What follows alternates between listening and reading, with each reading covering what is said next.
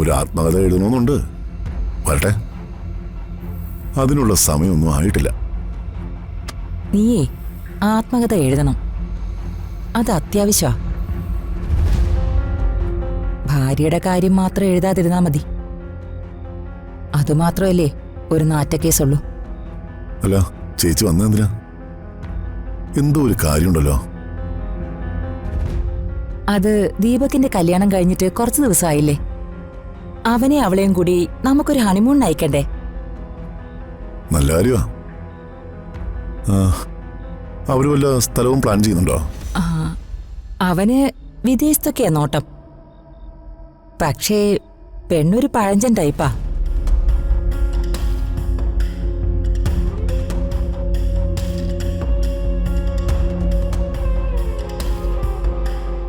രാജു, ദീപകിനും നന്ദനയ്ക്കും ഒരു honeymoon trip plan ചെയ്യണം.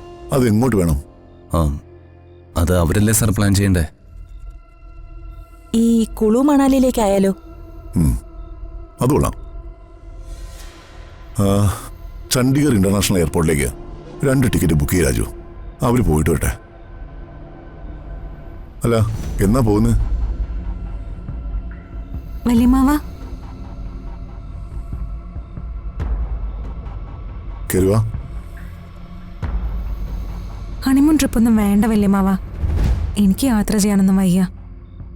യാത്ര ചെയ്യാൻ വയ്യേ? അതെന്താ? എനിക്കിപ്പോ ചില ഹെൽത്ത് പ്രോബ്ലംസ് ഒക്കെ ഉണ്ട്. ഒരു 1 മന്ത് കഴിയട്ടെ.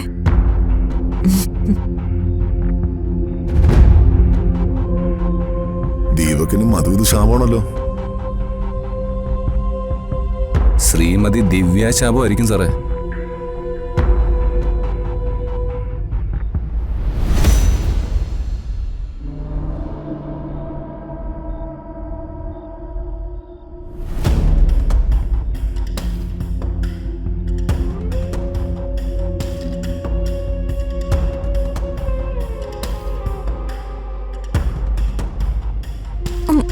രാജു നിന്നേ.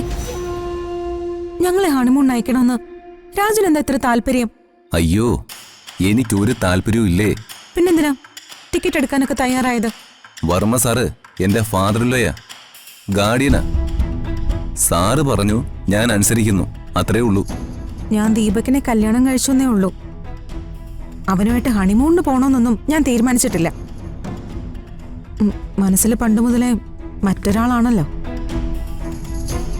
അയാളെ പെട്ടെന്ന് അങ്ങനെ മറക്കാൻ എനിക്ക് പറ്റുന്നില്ല.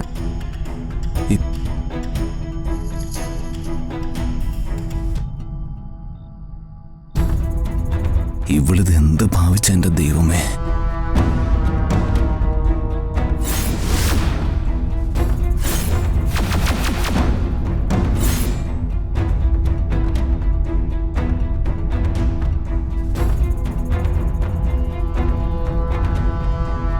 ഞാൻ എല്ലാം കേട്ടു. ഹലോ ഋതു. കൊള്ളാം, എല്ലാം വളരെ നന്നാവുന്നുണ്ട്.